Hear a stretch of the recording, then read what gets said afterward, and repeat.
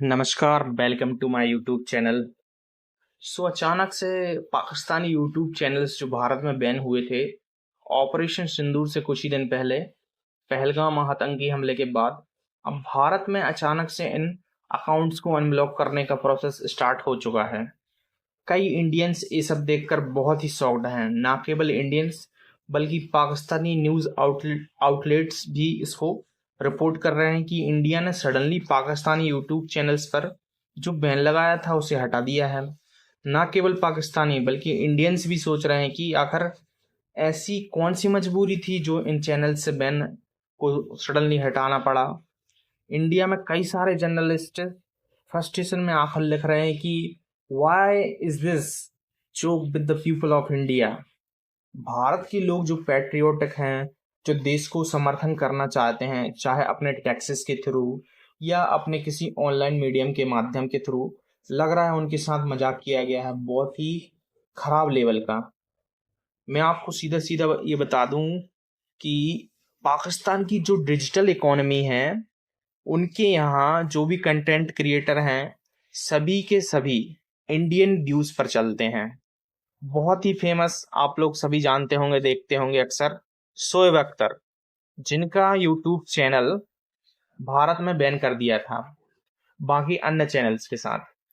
मैं आपको बता दूं उनके जो व्यूज हैं, एवरेज व्यूज वो 5 से 10 लाख है और लगभग 1 मिलियन के आसपास उनके व्यूज आते ही आते थे।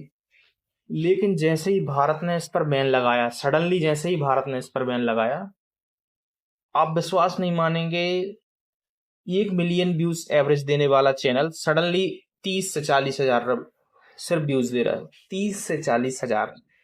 इससे आप एक अंदाजा लगा सकते हैं कि कहाँ किस पर टिका हुआ है ये पूरा पाकिस्तानी डिजिटल जो भी इंफॉर्मेशन है, कहाँ किस पर टिकी हुई है। सिर्फ इंडिया पर, इंडिया के व्यूज पर ही टिकी हुई है।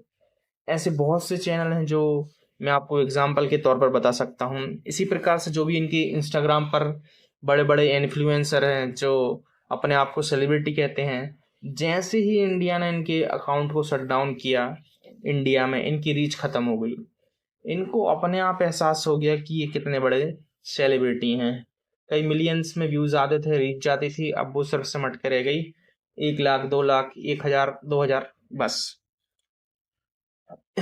पता नहीं क्यों यूट्यूब पर इंडिया ने इन सबको अनब्लॉक कर दिया, समझ ही नहीं आ रहा है। किसी को मालूम ही नहीं है ऐसी क्या जरूरत थी अचानक से इनको अनब्लॉक करने का। क्या किसी ने मतलब सर्टन ग्रुप ने इसको डिमांड किया या ऐसा कोई दबाव था इंटरनेशनल लेवल पर?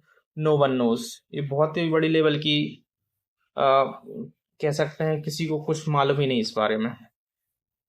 एक और बात सामने आई कि एशिया कप जो कि 2025 में होने वाला है, अब पाकिस्तान उसको अभी से क्लेम कर रहा है कि ये इंडिया और पाकिस्तान के बीच में इनका मैच होगा, बल्कि ये बीसीसीआई की तरफ से अभी कंफर्मेशन नहीं आया है।